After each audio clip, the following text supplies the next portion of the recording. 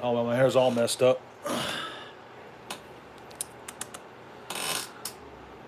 Well,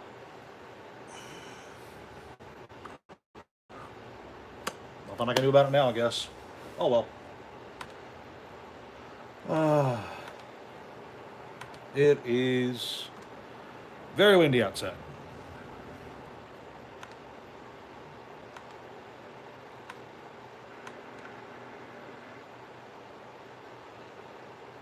All right, got that loaded.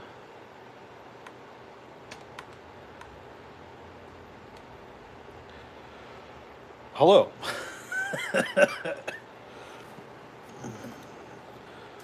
If you're tuning into this live, it's because you're not interested in watching the presidential inauguration. And if you're tuning into this later, well then, thanks for watching. I have no idea if my phone's charging or not.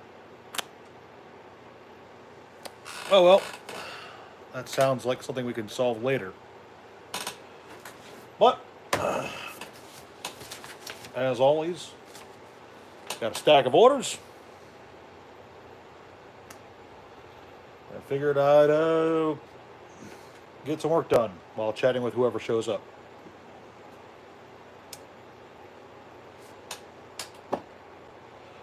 I don't have my water bottle out, so I'm going to go grab that quick. I'll be right back. What's up, Steamhead? I'll be right back. Need to drink water.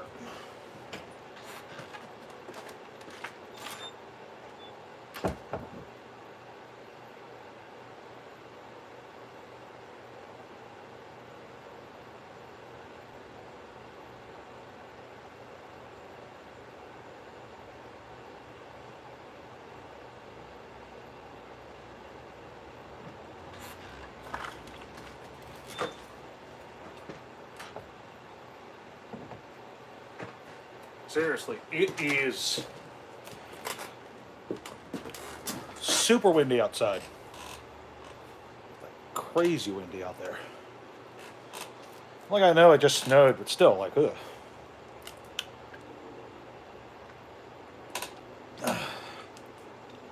You're right. Water is very important. All right, let's get started. For realsies this time. Some Dominaria. And Dominaria and Ikoria. It's good that it's all sets I like.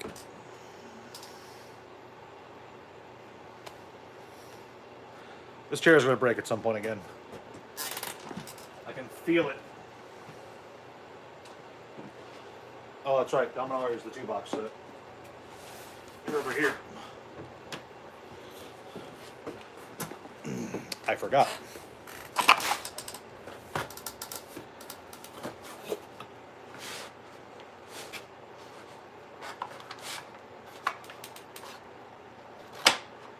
Alright, so we're looking for Broken Bond and Final Parting out of box 1.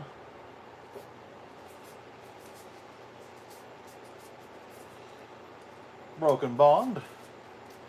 Oh no, I don't think the chair's going to explode. It's an older chair. It's cracked before.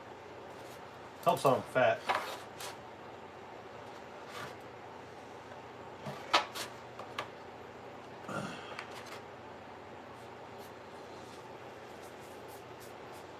Anywho, how are you doing?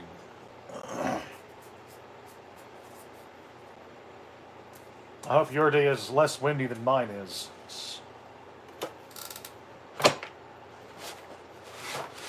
I had to get out there and shovel the snow, and let me tell you, that was not easy. Wind blowing it all over the place. We got Land of War Elves. You would have immediately passed out? That doesn't sound good. You good?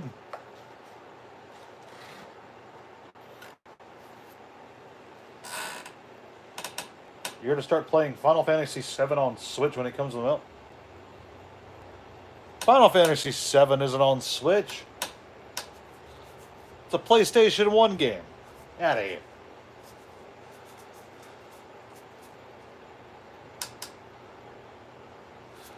Oh, I'm just looking for Land Nowhere Elves. I'm stupid. Of course. Sprite Dragon's not from Dominaria. I'm an idiot.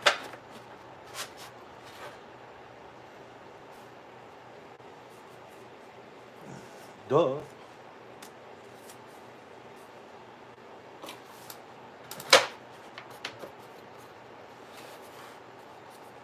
It's a PAL and Asia exclusive.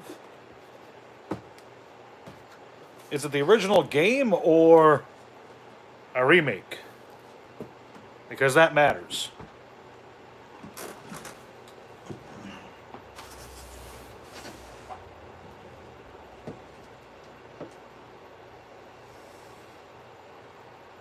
Korea. Ah, it's the original. Hell yeah. I haven't got anything against the remake. After all, there's nothing wrong with improving graphics, changing the story a bit. But, while I'm not against remakes in general, I found that the Final Fantasy VII remake left me wanting.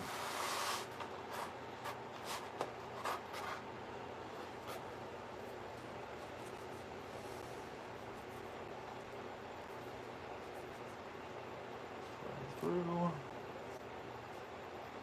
reconnaissance mission, Sprite Dragon.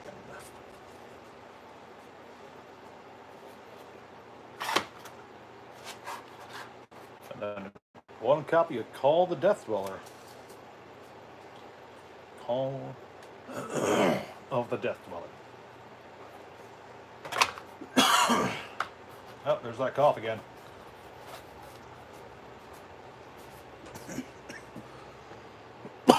Oh, I'm dying. Are those Altark Planeswalkers on the shelf?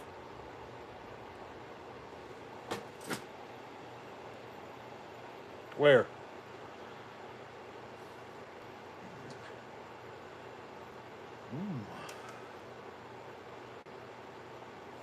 Which way? Which direction are you talking about?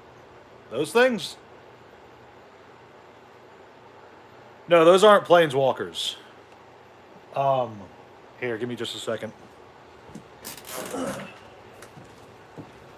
I'll show you.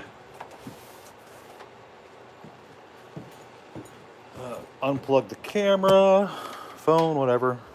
Grab this. No, this is, these are just various deck boxes that I've got. And then those are the giant cards I have. Time Twister and Oath of Liliana. Pull back a bit. Yeah, it's just, you know, something I like. I think they're all pretty neat, so I end up just putting things like that on display.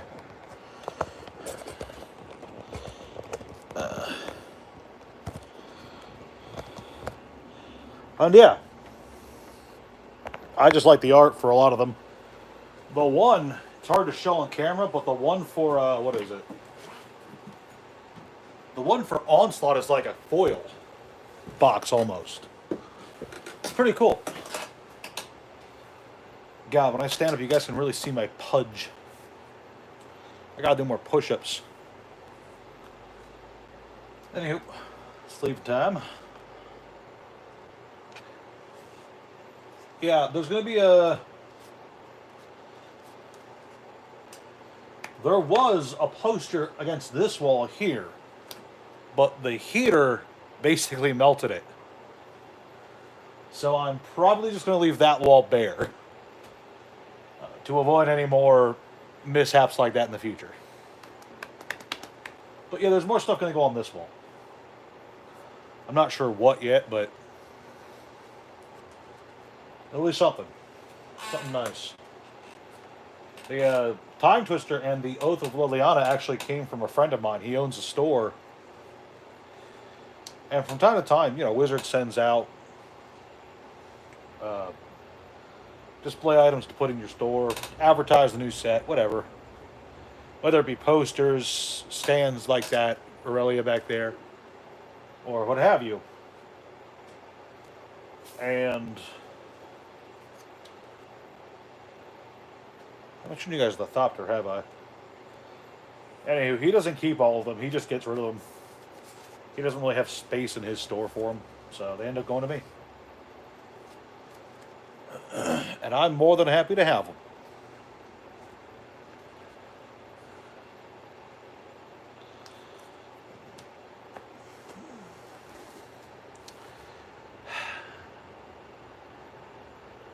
Another time. I'll show you guys the Thopter another time.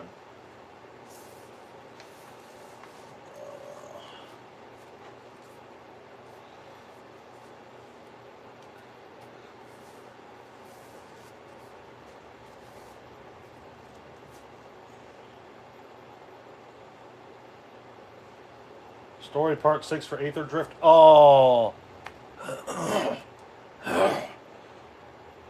Is that up?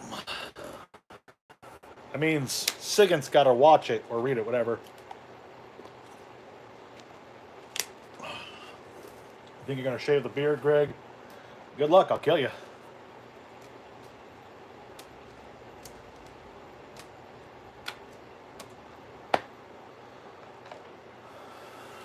So, give me the down low. How bad is it?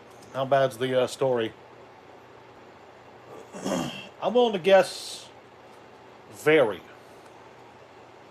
Am I wrong?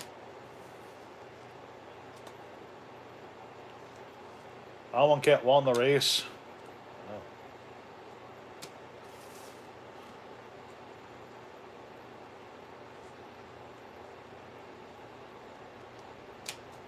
No. All right.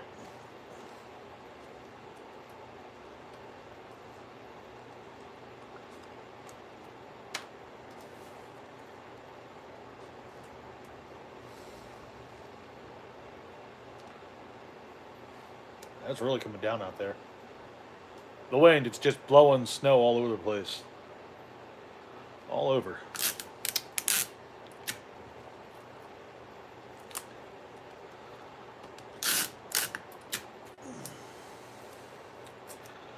That'll be a problem for future, Frank.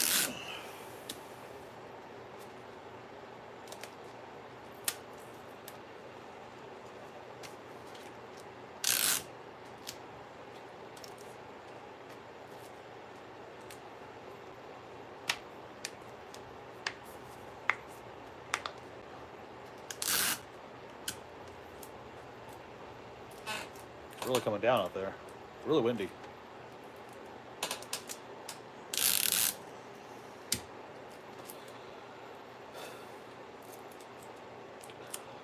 This is my third live streaming day in a row. I'm probably not going to be posting each of these up as regular videos since most live streams are just the same. So I'm just happy to have people join me and chat. I'm going to probably stop posting them up on the channel for a few reasons. Zero expectations. Sigyn's going to have a weird time reading it. Sigyn's he's already having a bad time. He already doesn't like the story. None of us like the story. So, it is what it is.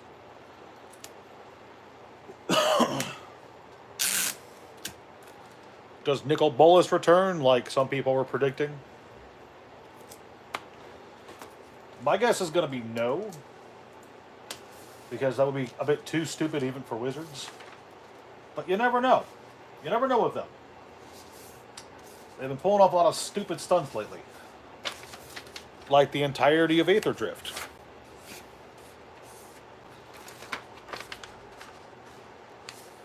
Jace art literally looks like Suicide Squad. Oh, that is unfortunate.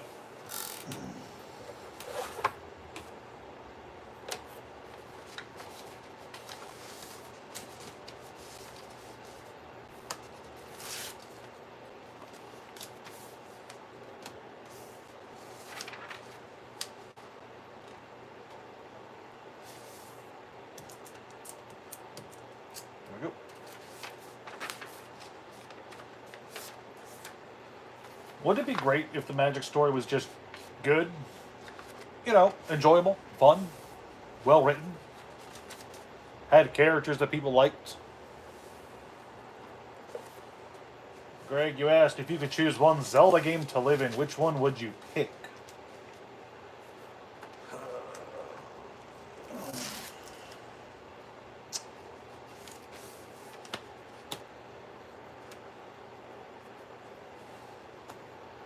Alright, so my options basically come down to Majora's Mask, Twilight Princess, or Wind Waker. I think those are my options.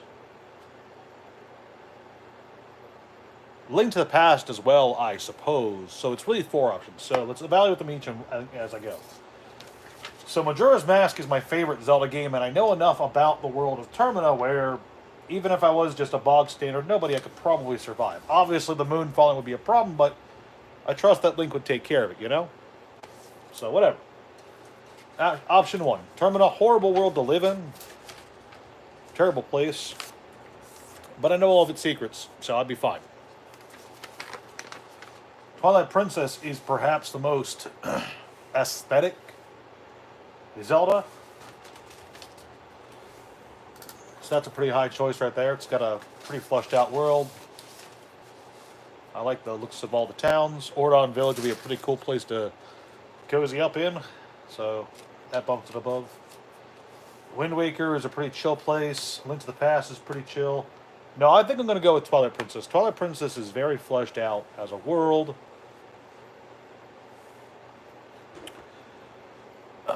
It's very aesthetically pleasing, and as long as I avoid running into any Twilight monsters, I should be fine. So that's my pick. Twilight Princess. Now, if I was Link, which would I choose? I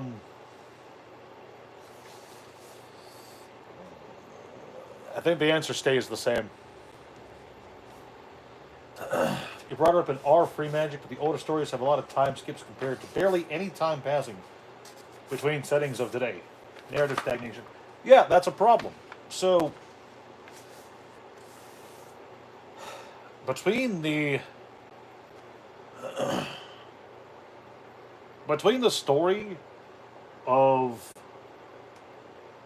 the Weatherlight, Urza, and the invasion,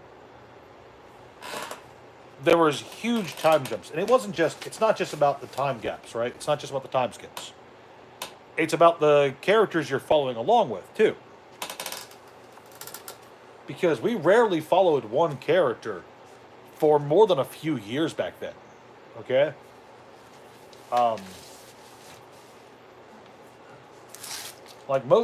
With the exception of Urza, who we saw for the entirety of the Urza saga, either as the main character or as someone pretty important in the background. With the exception of Urza himself, who we did follow for 98 up until... When did Apocalypse come out?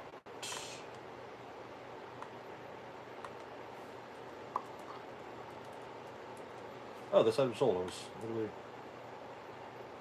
Oh well, it is what it is.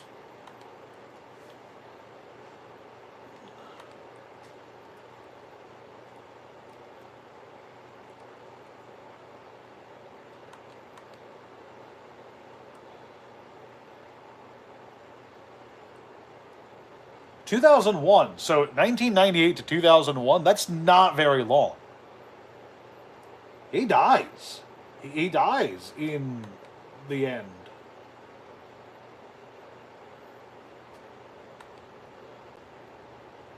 Holy crap.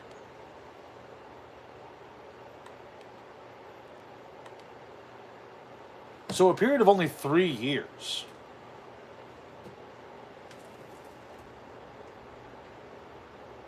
For only 3 years, we followed Urza's story. The Gatewatch story, as it is now, began in 2015. And before that, we were following characters like Jace and Chandra, Gideon, and Liliana even before then.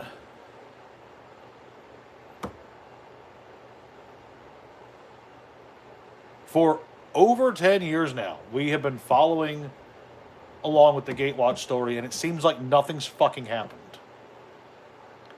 Meanwhile, in 3 years' time, Magic was able to tell a clear, concise, very detailed, very well, like, thought out and planned out story centering around Urza and his struggles. I'm going to be honest, I feel kind of cheated. Just saying, just putting that out there. Holy crap. Man, this timeline's stupid.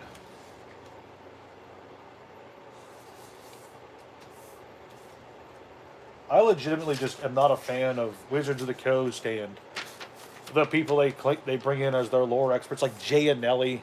Fuck that guy. You gotta stop. That's not the kind of energy I want to bring to the channel. Positive thoughts. Positive thoughts. That's what I need.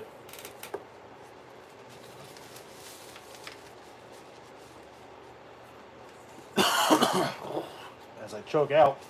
All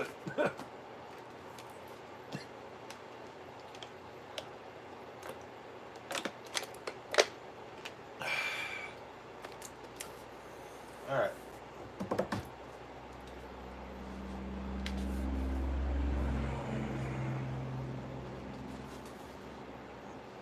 You can always look to the past. Positive thoughts as well. I mean, yeah, you're always able to turn the looking glass backwards. It's always an option you have. And find comfort in your nostalgia.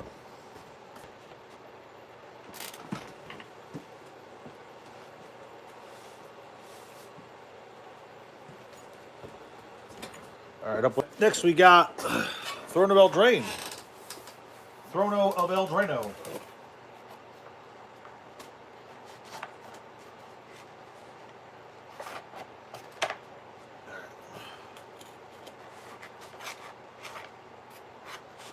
These cards are slipping.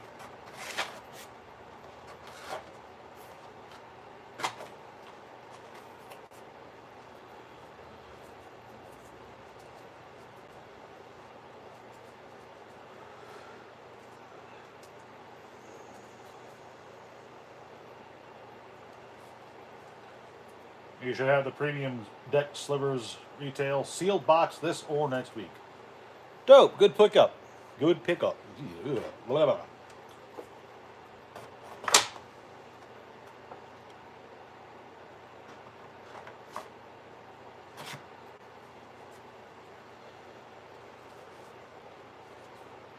I definitely got to say, of the sealed products they've put out, Premium Deck Slivers is probably one of their best.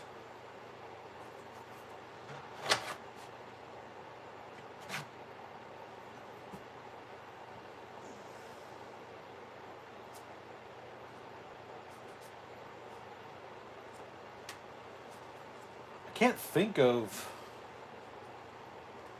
So there were 3 Premium Deck series made. One for Slivers, one for Graveyard Shenanigans, and one that was just burn spells. A bunch of burn spells, right? The burn spell one was not very popular. In fact, back when I bought the Slivers premium deck, when I bought it, like 10 years ago, I bought that for $60. I think the premium deck for the burn one, Red Lightning, yeah, I believe that was still like $20 when I bought the Sliver one. No idea what they're at now. I have not kept up to date with products like that. But what I will say is if you have the cash for it, any of the premium deck series are really good just to hold on to sealed. They're all nice little... $35 for it? Man, it has not gone up. $34.99. Oh, I thought that was its current price. No, no. When I was buying it, it was like $20. Because I bought the sliver one. I bought 2 of the burn ones. Nobody wanted them. I never bought a Gravetide one though. Current 160. That's not terrible. All right. Yeah, I was about to say, like, if it's $35 now, I would have been like, what? At $35, let's start buying the hell out of them. While you're looking up prices, find me From the Vault Angels and From the Vault Lore. Oh, you're looking at the sliver one. Get out of here.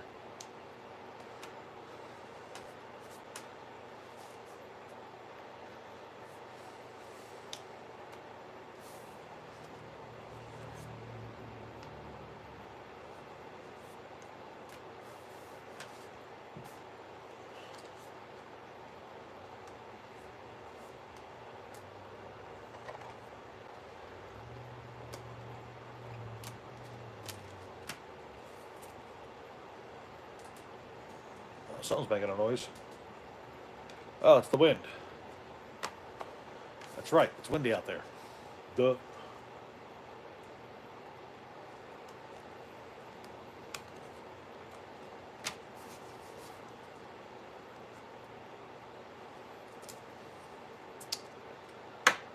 That's gonna suck.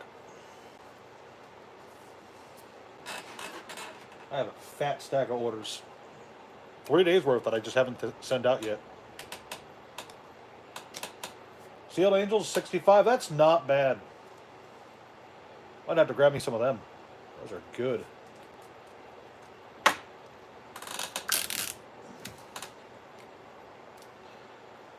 From the Vault Lore.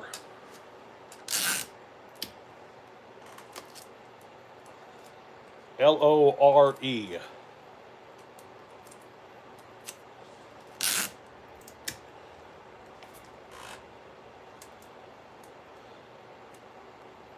Or it might have been From the Vault Legends. I can't remember. I could have sworn it was Lore, though.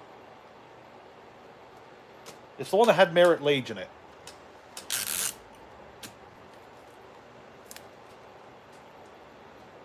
$30 and $35. Hot diggity damn. I should buy more of those.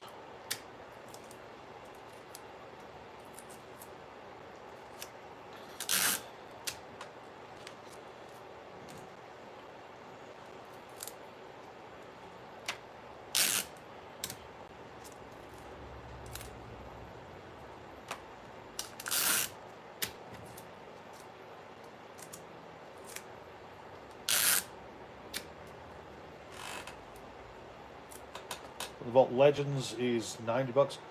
They're all like under 100? That doesn't sound right. All right, what's From the Vault Exiled? What's that sitting at? Because that's a good one. That's like the best one, I think.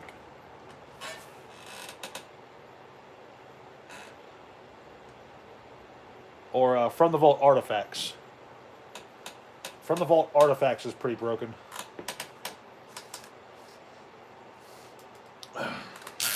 You know, on account of the fact that it has a Moxen in it. Mox Diamond. Pretty good. Exiled 200, that's not bad.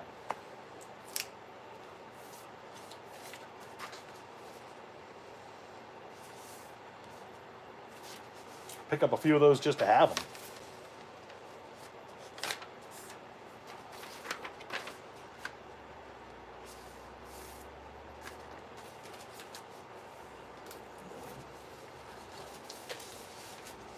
From the Vault Relics, $780 to $760 to $800. For $800, almost all of that is just going to be the Mox Diamond. I almost guarantee it.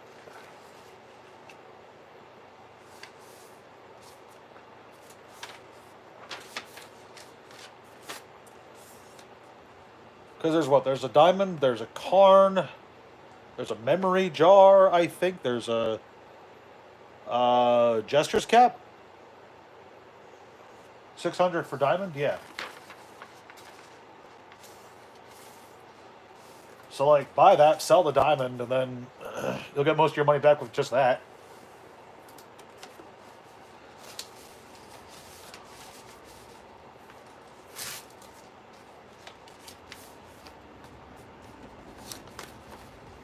Gotta be honest, from the vault might be my next Slurpee purchase.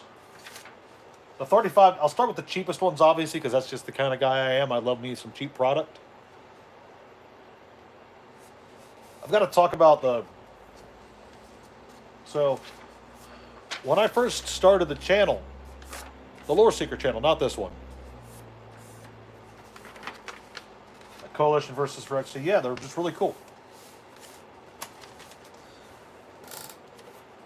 When I first started the channel, around the time I was starting the channel,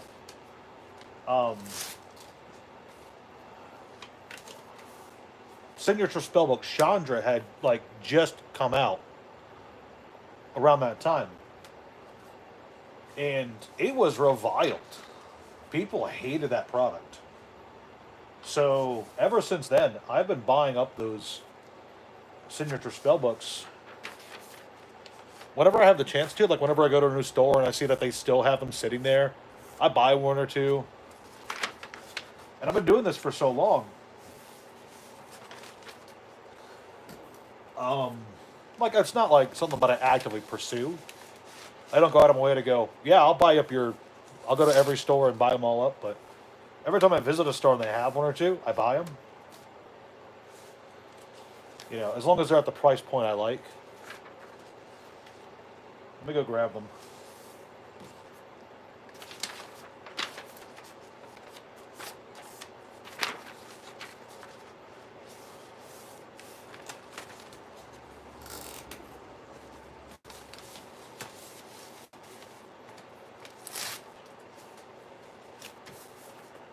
I'll be right back.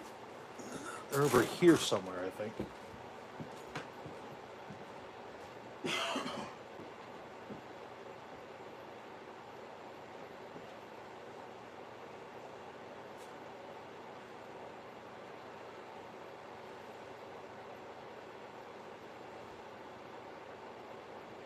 Alright, where's the box?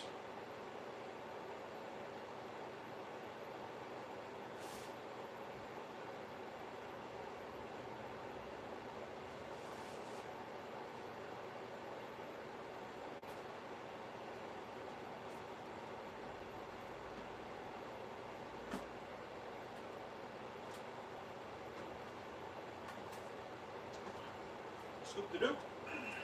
That's that.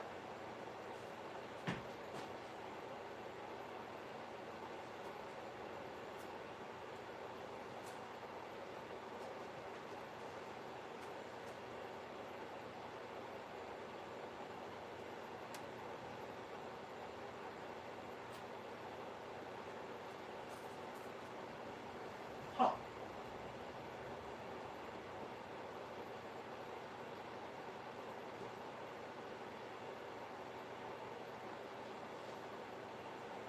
Oh, there it is.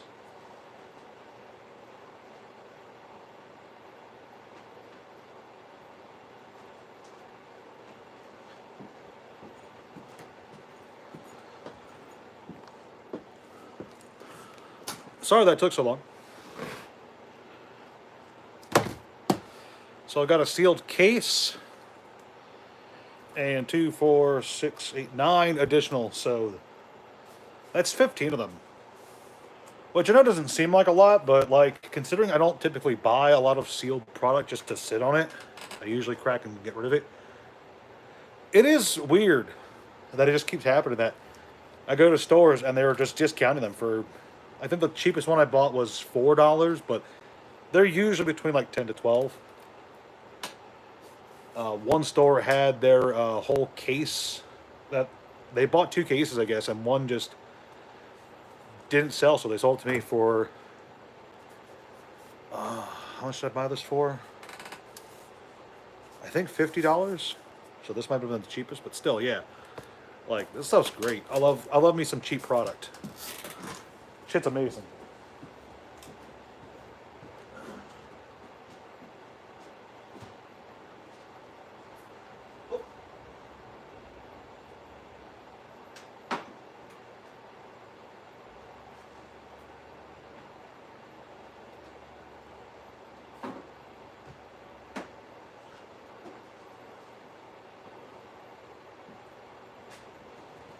What I'm trying to say is, also Graveborn is 70 and Fire Lightning's 25. Fire Lightning's 25? Oh, I gotta buy some of those. That is really tempting. I'm gonna be honest. Let's pull up that tab on TCG.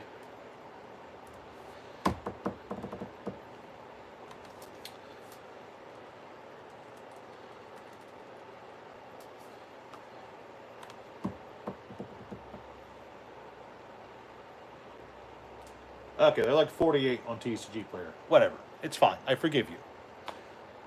Still, 48's really cheap. Even at $52. I feel like if it's under $100, it's underpriced.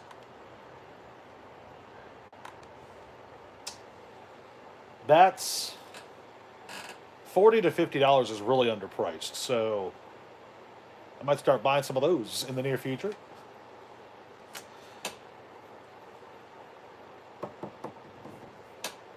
All right, let's get this big Magic pile out of the way. 9th edition. First up.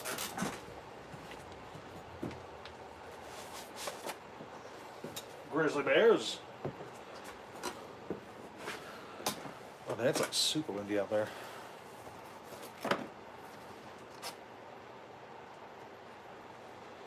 Yeah, let me look outside quick.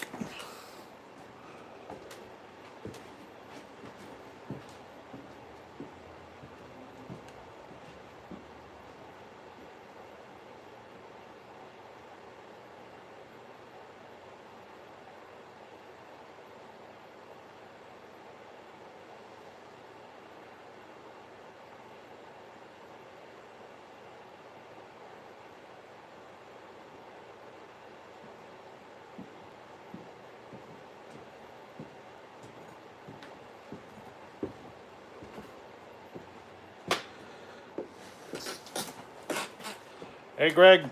Peace out. Sleep well. I think the silvers might be even more expensive than TCG Player. Yeah, probably. Hey, where was I? Grizzly Bears.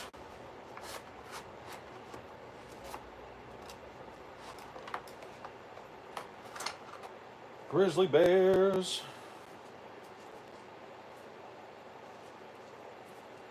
All right, let's go through this. One copy of Grizzly Bears. Then Amonkhet, Colossopede,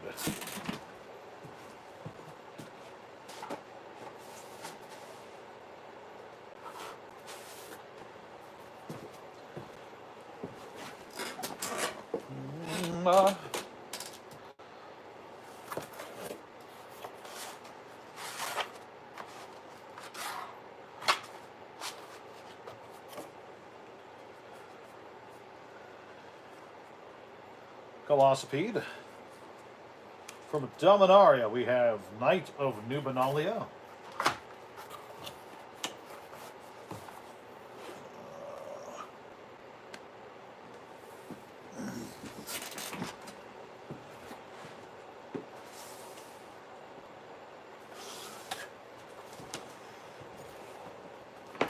I suppose since I'm jumping all over the place, I can move the chair out of the way.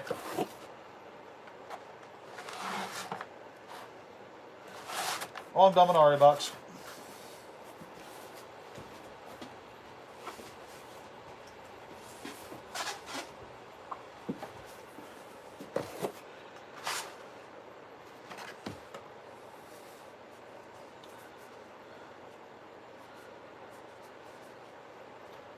One Knight of Nubenalia.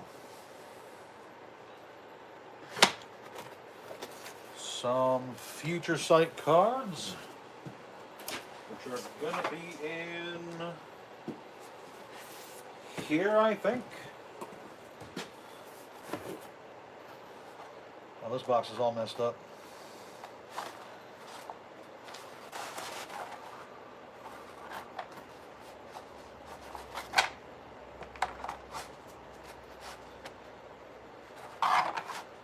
Your Ixalan collection should be completed by July, huh?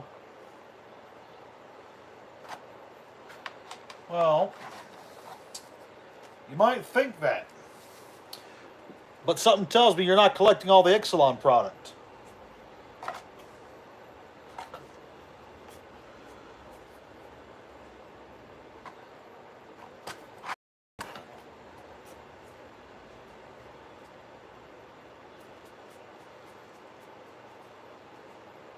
Adjuvatum and Grave Slapper. Alright, Kaladesh. Are you getting the treasure map variants? Missing one card on purpose. What card?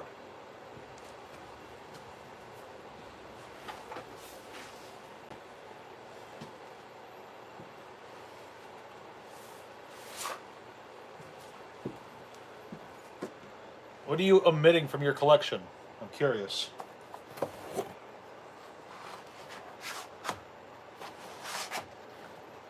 Kellion? Who?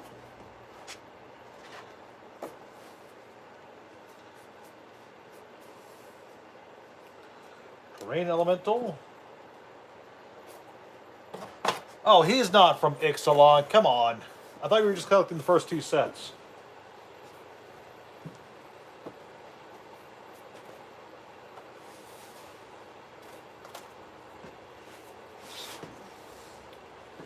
I thought you were just collecting Ixalan and Rivals.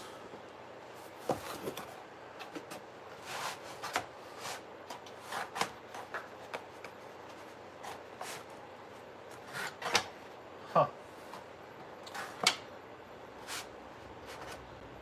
Well, I can't stop you from collecting that, obviously.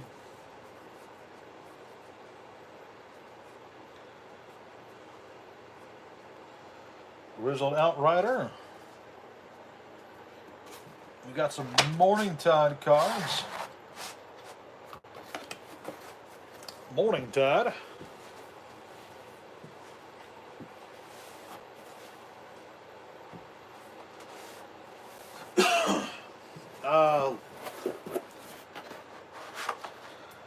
Lorwyn, what a fun little world. Surely nothing horrifying happens here. Everbark Shaman.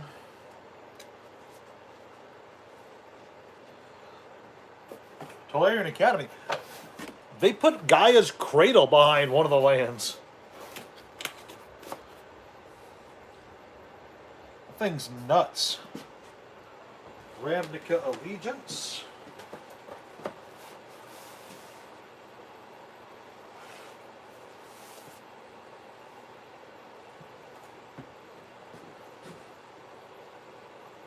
So that's fine.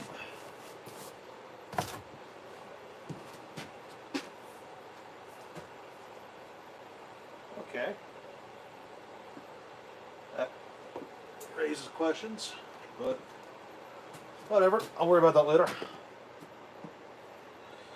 Alright, where were we? Prowling Caracol.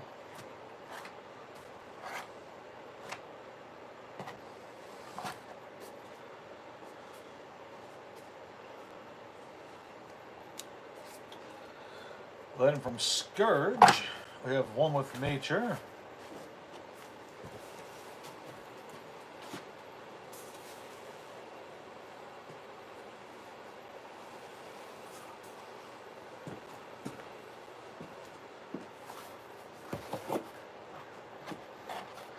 Yeah, Growing Rights is pretty stupid. I run it in my Sliver deck because obviously.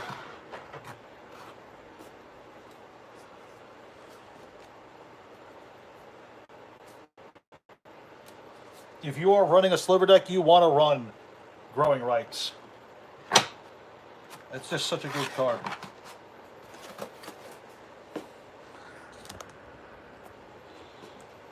There you go, you can see my face now. The list.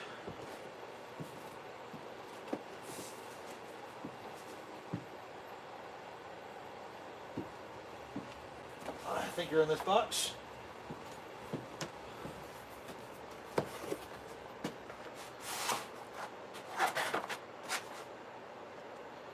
Yeah, okay, you're here. Violent Eruption. Theros Beyond Death. Gives us Nyxborn Colossus.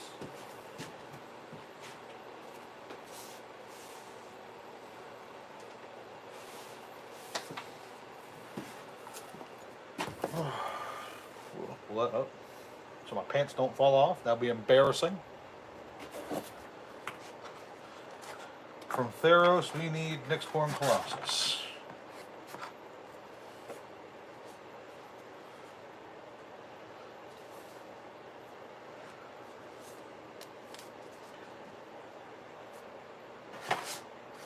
Then we want some Throne of Eldraine cards.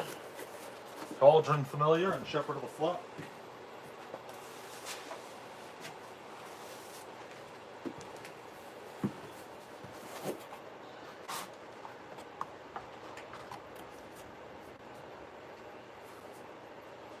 A Shepherd.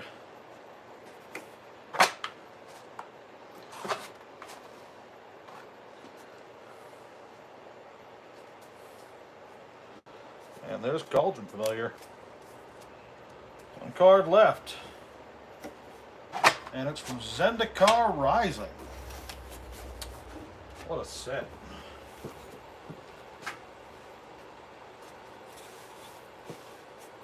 It literally brought back Expeditions. Where did I put Zendikar Rising? Ah, there you go.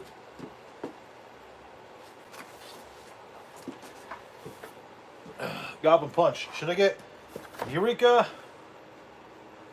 or Invoke Prejudice as my next card from Legends?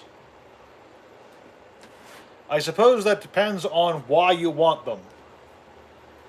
Eureka is the much better playable card. It's got nice art. It's not, gonna get you chased out of a Wizards convention. But Invoke Prejudice is full of the meme potential. Cliffhaven Sellsword.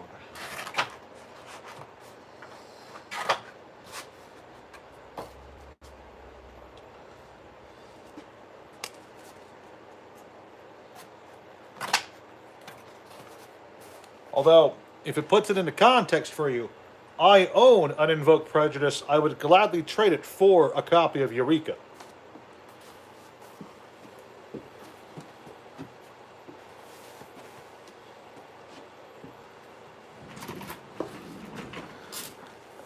So if that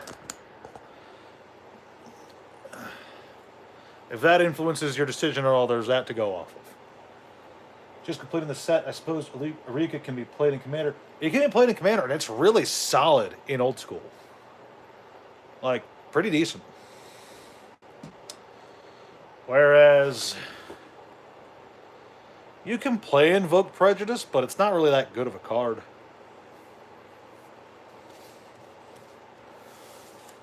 Four mana to occasionally piss off an opponent. Alright, count them up. 10, 12, 14, 16. Alright. 2, 4, 6, 8.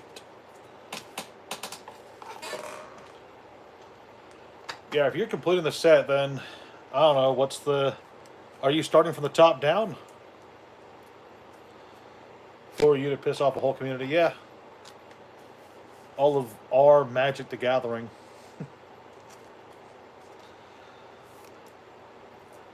But yeah, are you starting from the top down? You grab the most expensive stuff first, or are you starting from the ground up, going for all the cheapies?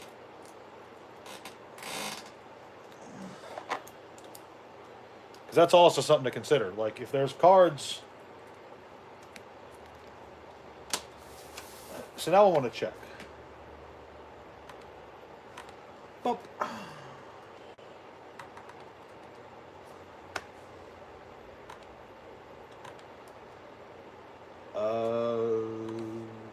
Legends.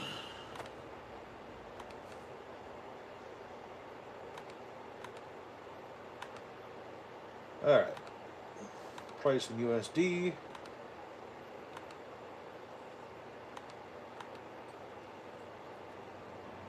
Okay, you have Tabernacle. You got some other cards. Do you have Chains of Mephistopheles?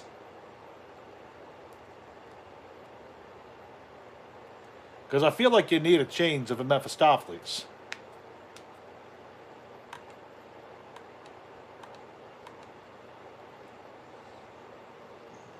Or the Abyss. Man, Moat. $900. Oh, fuck me.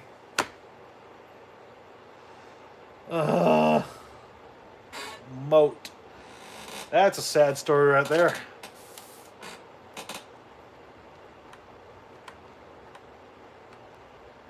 I sold a Moat when I was a store.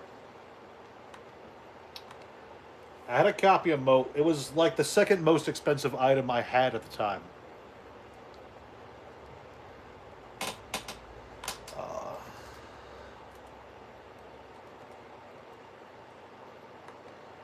Give me a second. Let me try to find it.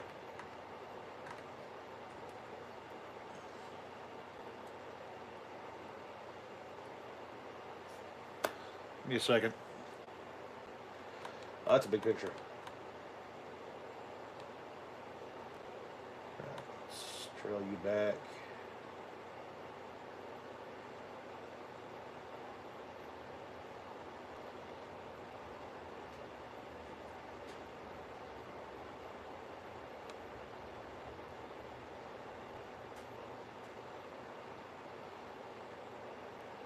Yes, would have had to have been like somewhere between 2016 and 2017.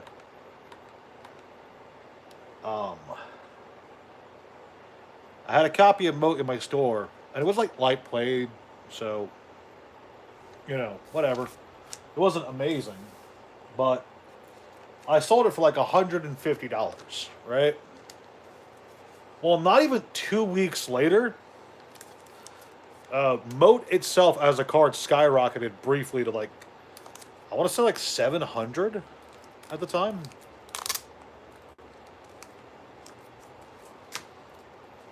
I was like, damn. I should head on to that.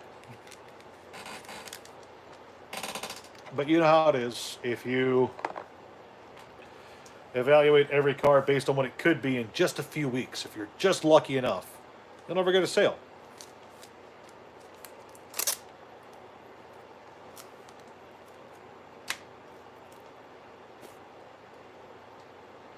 You like Harold McNeil art, he himself, I could take or leave. I mean, he's got a distinctive style. But he also has a distinctive style, if you know what I'm saying. You know. This whole insanity gimmick.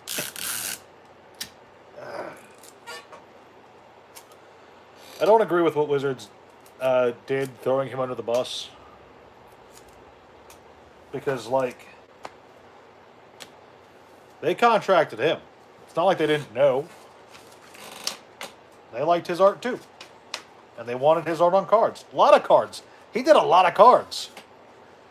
It wasn't a case of Harold came crawling to Wizards of the Coast going, oh, please, Daddy Watsy, can I have some commissions? No, it was a case of they liked his work enough to give him plenty of card commissions over several sets. That guy did a lot with them. You're selling the Sliver Overlord to a friend on Wednesday? Okay. Good on you.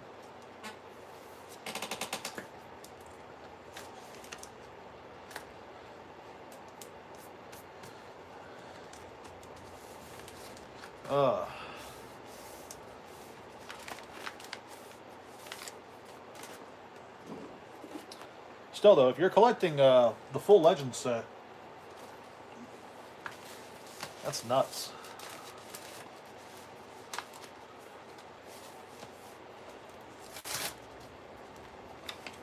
That's pricey. Legends is not a cheap set.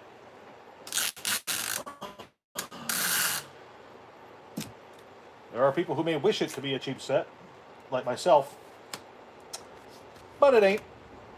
It is what it is. That's way too much tape. Oh well.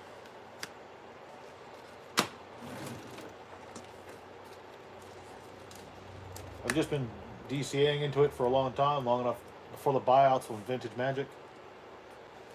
Well, if it makes you feel any better, there's probably not going to be any more major Vintage buyouts for a while.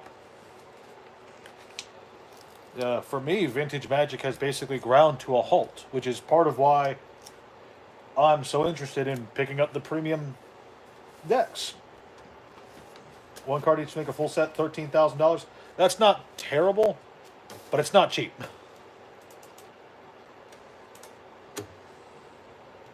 It's a lot of cash. All right, then we move on to what? We have 3 more orders. Yeah. 3 more orders, one of which is a huge one. Whatever. I'll live. Let's do the Yu-Gi-Oh! One first.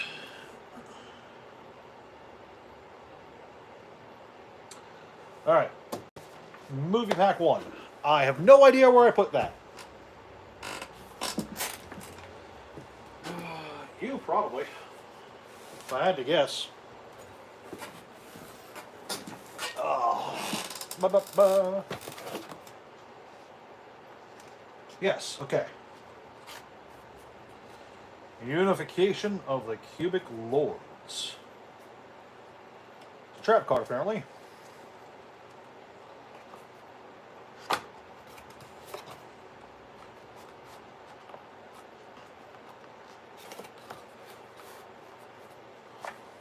It's a fusion.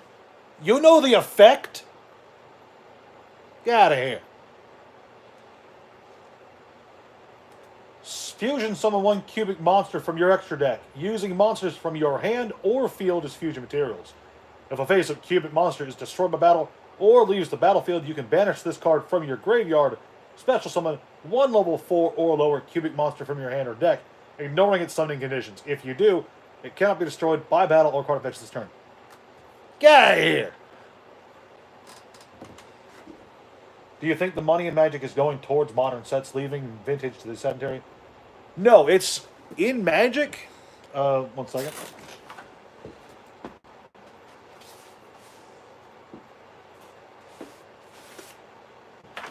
The money that's leaving Magic left it 2 or 3 years ago. Most of the people who are going to be getting out of Magic are already gone. I cannot stress that enough. You know, the idea of massive chunks of the player base leaving for other card games has already happened. Wizards raising the price across the board and releasing a shitload of product across the board has managed to undo a lot of the damage that would have caused. And if you don't believe me, just look at the growth of games like Flesh and Blood, the influx of cash into Yu-Gi-Oh! And Pokemon, especially Vintage Yu-Gi-Oh! Over the last 2 years. And as well as the desire for a lot of other mediums of play, like video games. You know, the people who are going to leave Magic because of recent decisions in Magic, they've left. They left the moment The Walking Dead Secret Lair came out, and the first of the real fire problems started to show up around Theros Beyond Death, but Throne of Eldraine was also a bit of a problem. That was more than 3 years ago, obviously, but keep in mind, there's been so much problems in Magic since 2017 building up that a lot of the people who were going to leave, they've already left. So, Gorev told me Yu-Gi-Oh! Is a dying game. No. Anyone who tells you Yu-Gi-Oh! Is a dying game is an idiot. Yu-Gi-Oh!, Pokemon, and Magic, of the three, Magic is in the worst position. Just because its core player base is highly at risk, and Wizards right now is really turning to Secret Lair to bring in people who wouldn't normally play the game, which is a sign of desperation if you're paying attention. Anyone who says that other card games are doing worse than Magic is right now isn't paying attention, and you can tell, because here's the thing. If Magic was in a good position right now, Vintage Magic would be booming. People would be looking to collect historic parts of the game, so not just to have something to park their money in something that they're confident in, because if they were confident, they'd be buying it, but to have a historic piece of a game they loved.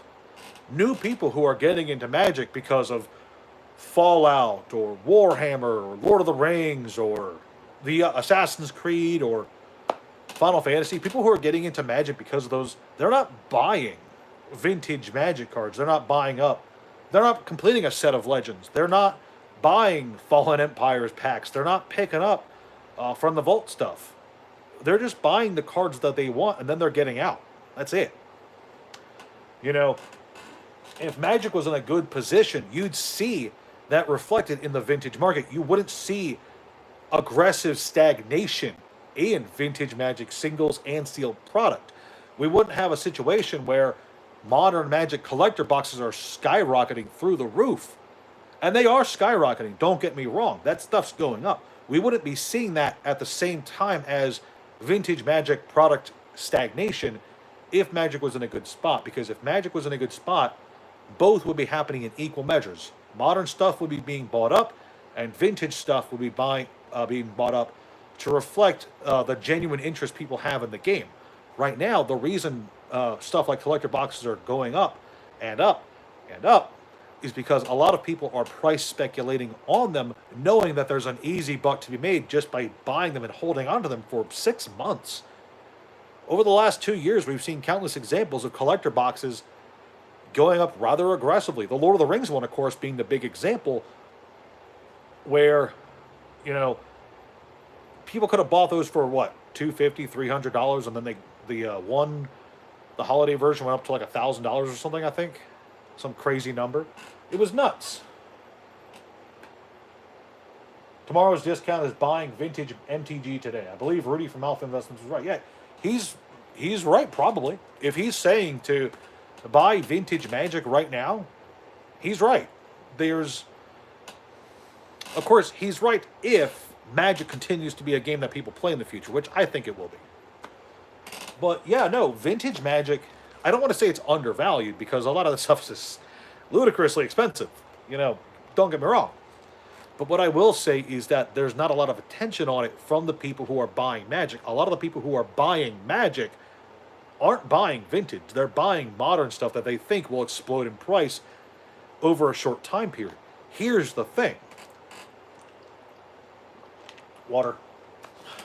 You know, when you're looking at where a lot of price potential is, you have to not just look at what is very popular now, but what's in short supply and can be popular in the future with the right swings in the market. And vintage Magic has that chance, as does a lot of... It's part of the reason I keep buying shitty Pokemon sets like Pokemon Go, because I believe that sooner or later that will no longer be a hated Pokemon set. I believe firmly that sooner or later people are going to love that shit. That's just me. I could be wrong. But when it comes to, you know, evaluating individual cards on the market and individual sealed product, you have to look at what has the really good potential to explode in value down the road. And vintage Magic has a really, really strong case. A lot of these cards have not been reprinted ever. Even, I'm not just talking about the reserved list. I'm just talking about a lot of cards from back then that have never had a reprint, have no reason to be reprinted, you know. And a lot of these products, a lot of these sealed boxes, there's not a lot of them out there. And you know what? 2 or 3 weeks ago, there was a huge upset in the market because of the whole Kaladesh situation. Wizards banned the word Kaladesh or whatever. And so people started buying up boxes of Kaladesh, and then that fervor spilled over into other sets, and you started seeing other sets also go up just because of Kaladesh's spike. Now, don't get me wrong, Kaladesh did cool down a bit. It's went from 300 to 900 down to 500, which is still a pretty big increase over a small period of time. 3 to 500 is not a small jump in price, you know. But then it cooled down and people stopped paying attention to it. Here's the thing. There's a lot of sets from that same time period that are highly desirable just for the cards that are in them, as well as for their draft environment, and are not very There's not a lot of them out there. I'm talking about shit like Tarkir. Khans of Tarkir, Fate Reforged, Dragons of Tarkir. You can kind of ignore Fate Reforged, not a lot of people like that set. I like it because of what it is, but whatever. For a draft experience, it's really good. But that's my opinion. But if you look at the Khans and Dragons of Tarkir, those are not terribly expensive boxes. If I'm correct, if I recall correctly, because I look at these prices all the time, Khans and Tarkir boxes are cheaper than most collector boxes. If you're looking for a long-term hold, Khans of Tarkir might not be a terrible choice. I'm not saying the collector boxes are a bad choice, but Khans of Tarkir is something worth looking into. You know, when you evaluate things based exclusively on what's popular now, you miss out on a lot of potential opportunities in the future. And right now, a lot of people are ignoring vintage Magic, and not even vintage Magic, like pre-modern Magic, Magic from 10, 15 years ago. Sets that were extremely, extremely popular that not only were fun to play, but had a lot of good stuff in it. Like, Khans of Tarkir has fetch lands. Just straight out fetch lands. I see you talking, not working.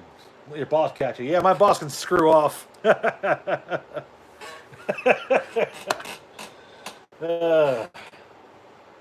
yeah, no, to wrap up the argument, or the angry thought, I suppose, is, yeah, it's no secret that a lot of money is flowing into modern Magic right now, and that's where a lot of Magic's money is flowing. But here's the thing. The people that are flowing money into modern Magic, they are not going to be putting their money in modern Magic for the sake of the game. They are doing it because they see an opportunity to make a quick buck, and they're going to move on when they see another opportunity elsewhere. The same people who are buying up Magic collector boxes to flip them on the open market for 2 or 3 times the value, these are the same people who are buying up Prismatic Evolutions booster boxes, or ETBs, whatever, you know what I mean. They're buying up ETBs to flip those as well. They don't care about Magic. They're not loyal Magic players. They're not going to stay in the game once they made their buck. They're going to move on to whatever else is out there.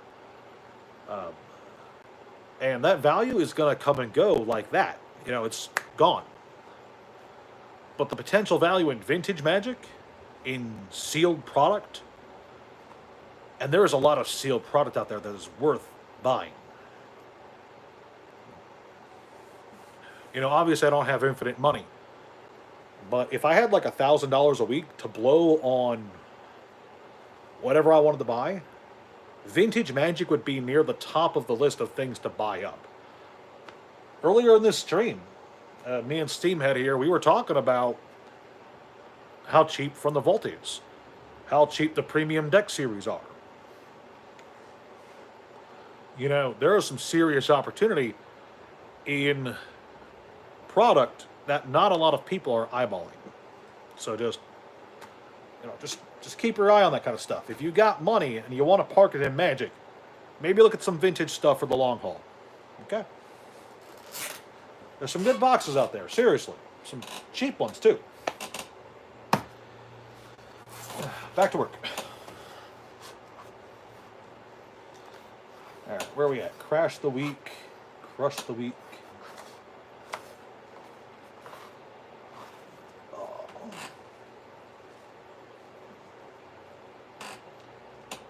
Blue and red.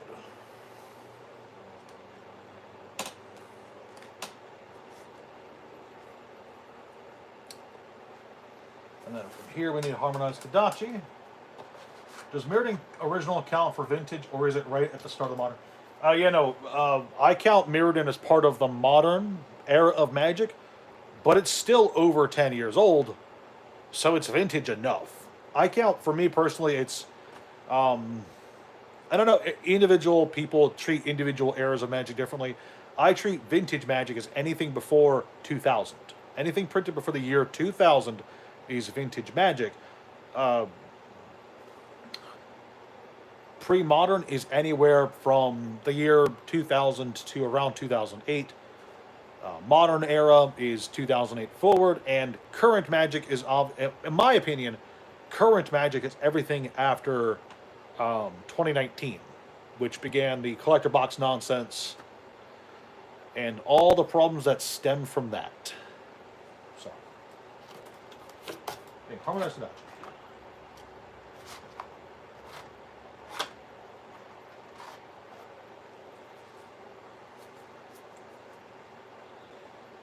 Uh, 48. 2 copies of that. And then you want a Rushing River Yellow from Unlimited. Go. Up I go.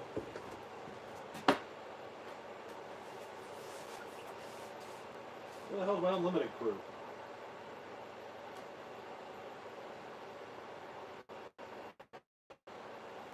Oh. Derp-a-derp.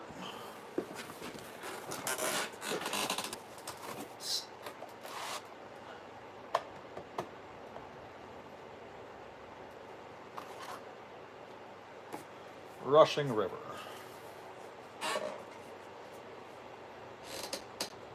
Oh, he wants the foil. Ah, that's why. That's why you wanted Unlimited. You wanted the foil one. Okay.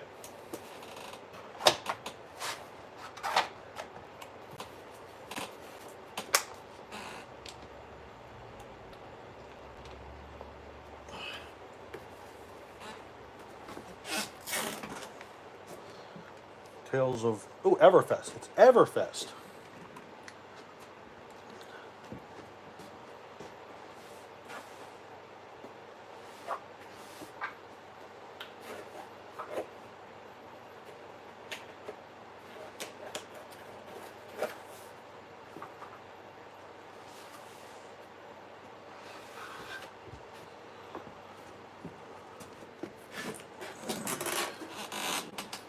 Meriden will be the diamond of your collection. A chrome-coated diamond. Yeah. Collecting full sets can be really fun. Really rewarding, too, if you have the patience for it.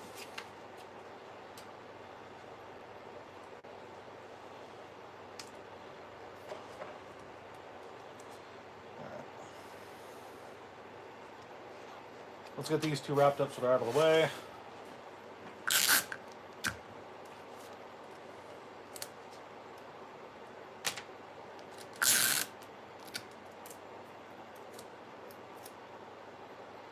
Some of the best high fantasy sci-fi art you've ever seen. Hard to argue there.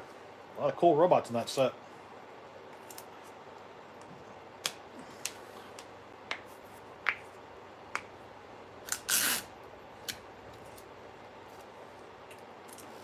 A lot of really cool robots there.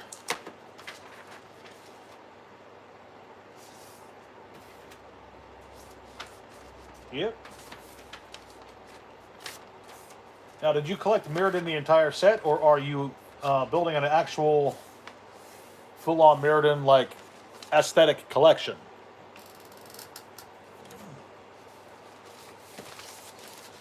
Or is it one of every card from the block?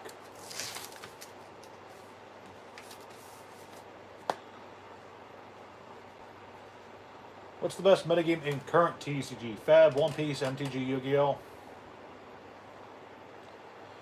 It's not a good question for me to answer because I am not plugged in to the meta of every TCG.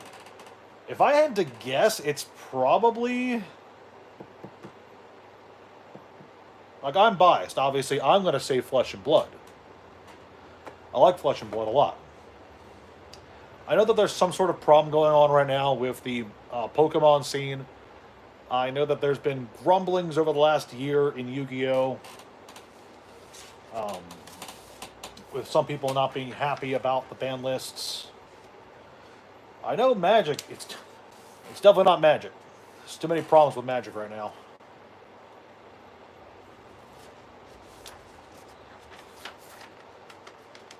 Yeah, Yu-Gi-Oh! It's a complicated game.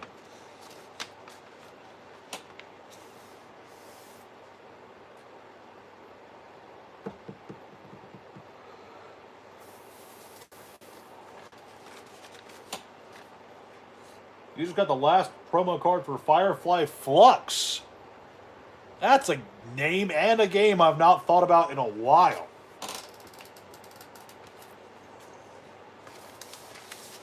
Ugh.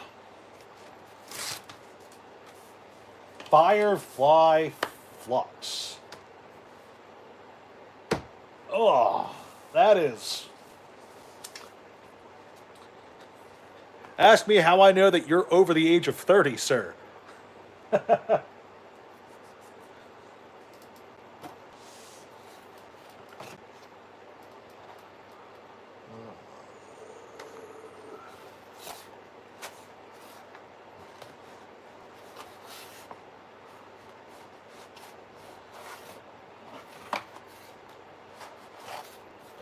So,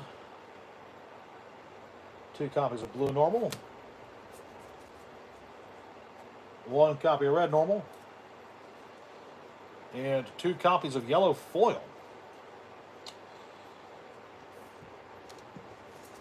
Then we go over to Monarch Unlimited.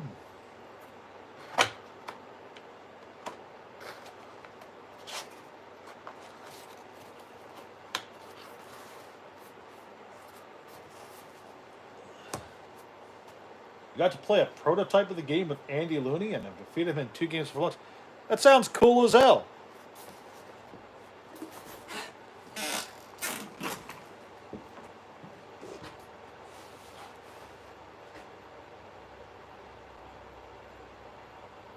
Oh God, there's a lot of Monarch Unlimited.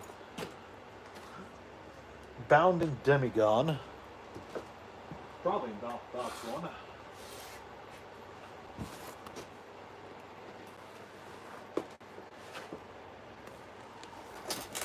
Make that first digit a 5. Oh, I see. All right.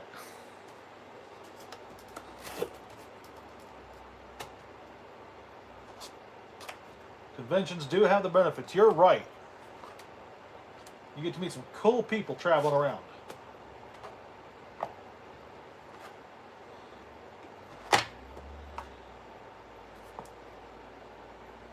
Oh, he wants a foil. Okay.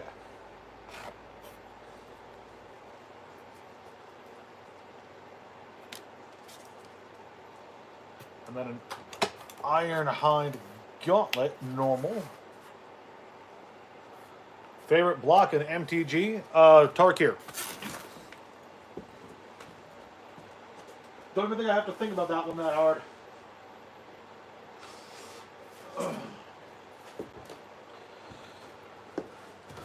Tarkir is where I got into the game. Oh, there it happened. Chair wheel fell off. I felt it.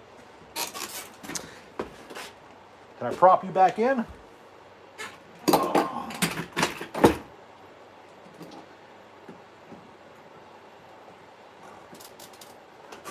Yeah, you're in. All right. All right. All right. Not falling out again.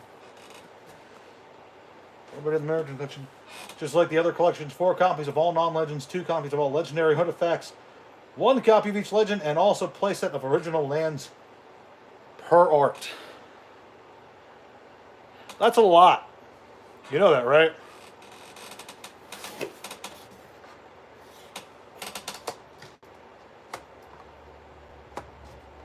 That is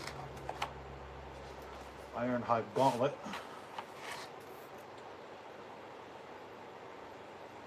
Parse your Keyforge decks. Yeah. Keyforge didn't work so well, did it? That is unfortunate. Oh, Gauntlet normal.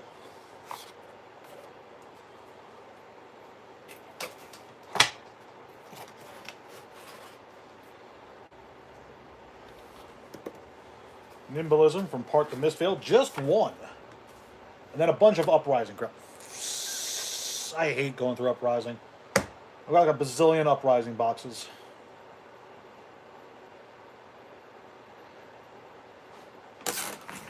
Alright, let's get the Mistveil out of the way. If I'm lucky, Nimbalism is box 1.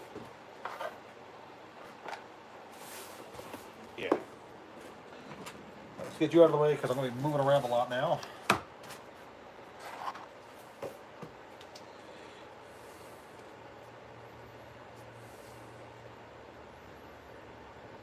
Two copies of Nimblism Red. Not sure we got them from Mistvale.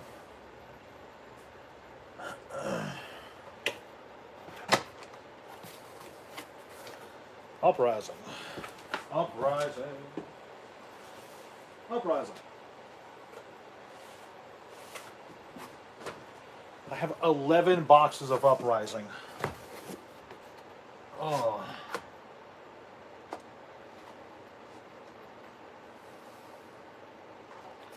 Alright, 2 copies of Aether Hail Blue. 2 copies of Aether Hail Red.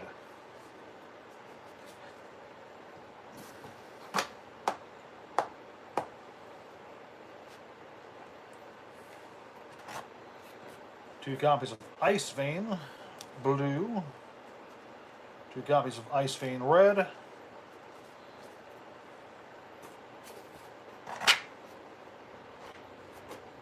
2 copies of Ice Vein Yellow. All right.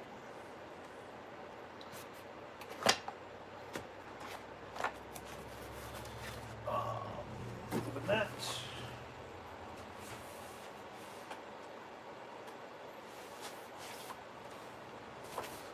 Let's move you back up. All right. Now we need a Brain Freeze.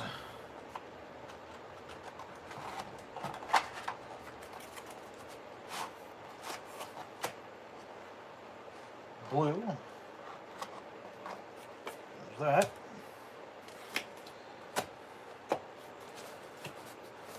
Then we need Cold Snap. Good set.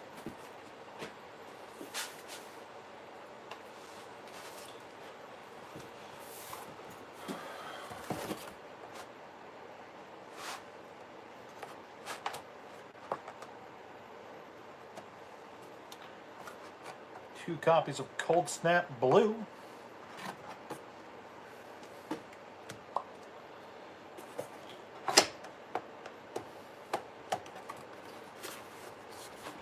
I need 2 copies of Frosting Blue. I think he's over here.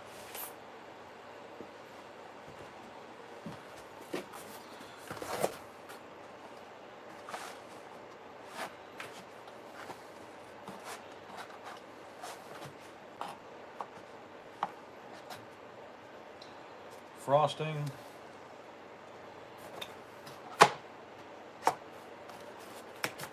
Then we need Ice Bolt Blue.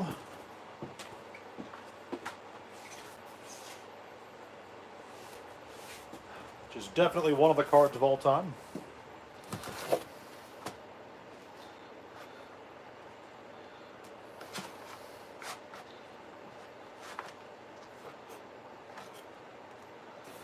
Yeah, that should be everything.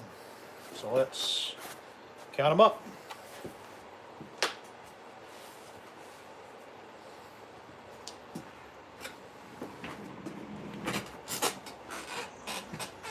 Nothing gave out.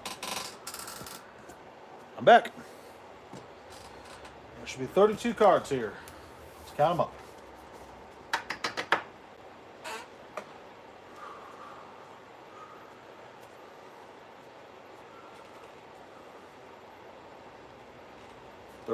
We're good. All right, kids, that's the last order. So I will call it there for today. Thank you so much for joining me. Thanks for the chats. As always, I do enjoy when people come and just hang out. Spending time in your day to fill mine with some joy. I appreciate it a lot, guys. With that said, I will wrap these up.